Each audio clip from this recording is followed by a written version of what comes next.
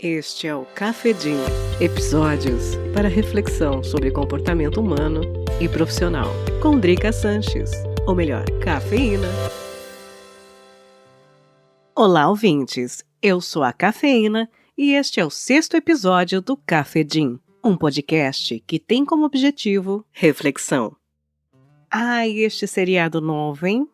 O mundo contra o home office. Pois é, 2020 trouxe a pandemia. E com ela, algo que até então parecia impossível, a ideia do home office ser algo real.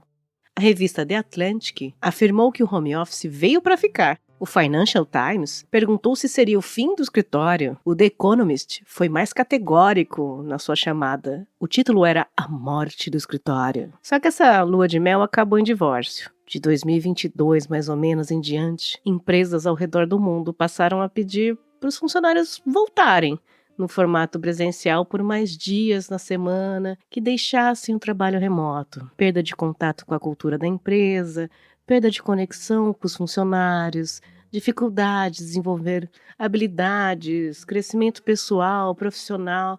Esses foram alguns papos que as empresas deram para justificar esse movimento. De acordo com uma pesquisa da Escola de Administração de Empresas de São Paulo, em parceria com a PageGroup e a PwC, 71% dos funcionários que não estão em posição de alta liderança têm expectativa de mudar o ambiente de trabalho. Este estudo entrevistou 922 profissionais. Os entrevistados afirmaram que entre os benefícios do híbrido estão a anulação do deslocamento, a maior flexibilidade de horário, estar próximo da família, ter maior flexibilidade para atividades do dia a dia e mais tempo para projetos pessoais, né? Também nesse estudo, 78% das mulheres disseram que conseguiam realizar todas, ou quase todas, as tarefas em home office. Já entre os homens, 59% disseram que conseguem fazer tudo por home office. Isso já indica alguma coisa, né?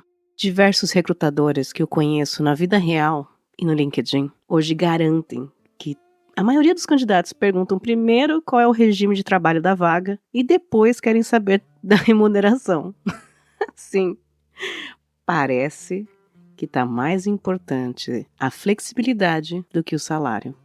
Pois é, e é nesse cabo de guerra, completamente desigual, vamos combinar, né? Que o mercado de trabalho vive essa geração pós-pandemia. Os motivos do impasse são óbvios. O home office caiu nas graças dos trabalhadores por vários motivos. O mais citado em pesquisas qualitativas é, claro, a economia de tempo, de dinheiro e não ter que se deslocar até o trabalho. E do lado das empresas, dos empregadores, aí vai outra lista. Eles dizem que isso interfere na interação social dos funcionários. Eles perdem o controle da cultura e dos processos da empresa e, principalmente, que afeta a produtividade. Um outro dilema que a gente fala muito é sobre a inclusão no mercado de trabalho. O home office foi um grande aliado para a diversidade. Foi o que aconteceu, por exemplo, no caso de pessoas com necessidades especiais, os profissionais qualificados que moram longe dos grandes centros e puderam ter acesso a vagas em grandes empresas, e principalmente mulheres. Sim, mulheres, aquelas que falaram que conseguem realizar quase tudo em home office, seja por razão de filhos, ou ainda cuidados com a família, em casa. O home office facilita muito a dupla, tripla jornada das mulheres. No Brasil eu não achei dados ainda, mas nos Estados Unidos, no começo de 2023, 75% das mães americanas estavam empregadas, e isso foi um recorde histórico por causa do home office. Só que com a volta do escritório, segundo uma pesquisa de um portal americano, chamado Motherly, dedicado à maternidade, quase 20% dessas mães que trabalhavam trocaram de emprego ou pedido demissão no ano passado ainda, por causa da falta de flexibilidade, ou ainda porque não conseguiam pagar creches ou babás, alguém para ficar com seus filhos, ou com pessoas em que elas cuidavam.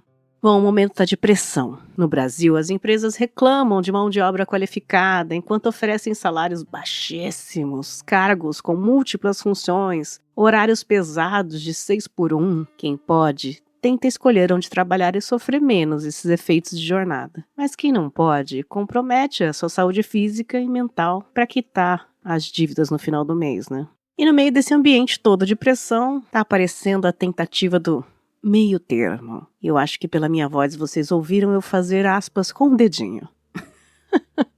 O atual trabalho híbrido ou flexível. Dedinho de novo.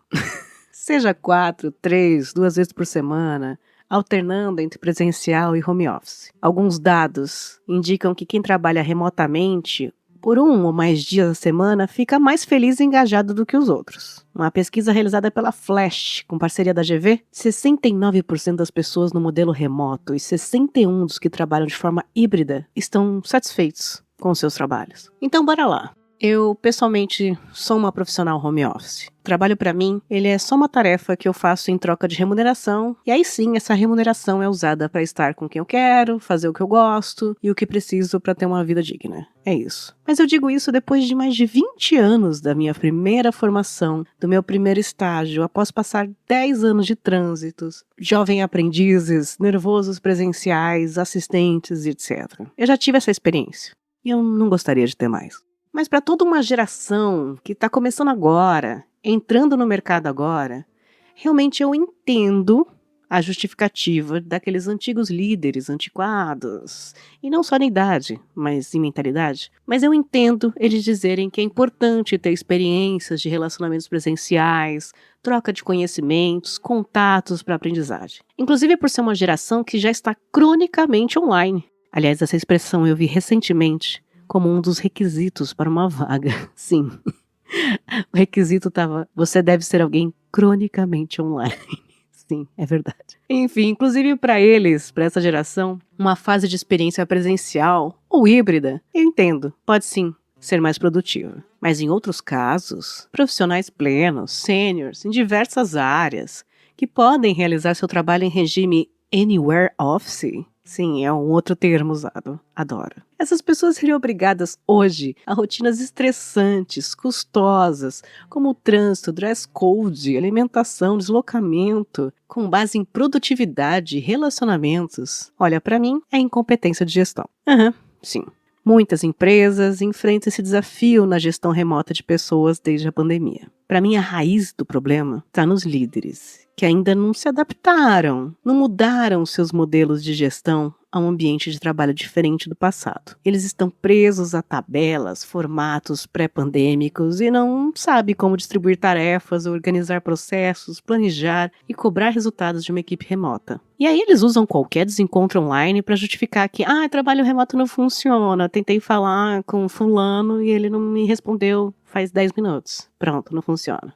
Nossos líderes precisam repensar seus métodos de gestão dentro desse novo contexto, seja ele 100% home office ou híbrido. Reuniões remotas não podem ser organizadas como presenciais. Elas têm que ser planejadas, com mais agilidade, mais foco. Não é igual no escritório, com um cafezinho e horas comentando sobre a vida dos outros. Conversas de carreiras, feedback de gestor não deve mais só acontecer no cafezinho ou no fumódromo, eventualmente. Em modelo híbrido, em home office, tem que ser periódico, tem que ser registrado. Inclusive, há pouco tempo, o Richard Uchoa, ele é CEO da Revo, ele postou no LinkedIn o seguinte texto: para liderar efetivamente um time remoto, é essencial estabelecer metas claras e promover uma comunicação aberta e constante. As pessoas precisam saber muito bem o que precisam fazer todos os dias, o que só é possível com uma comunicação consistente entre líder e equipe. Exato. Saber gerir equipe remota. Ela tem que saber o que vai fazer todos os dias, porque se ela ficar esperando, metade do dia está perdido. E aí você vai me dizer, meu líder, que a minha produtividade baixou. Se eu estivesse presencial, eu já estaria trabalhando, não é isso? O Richard continua: quando eu pergunto para alguém que é contra o trabalho remoto se esse alinhamento diário acontece no presencial, normalmente a resposta é não. E isso me faz entender porque são contra o home office. O problema não está na modalidade, mas na falta de gestão adequada. E é isso, exatamente isso. Eu concordei plenamente com o Richard.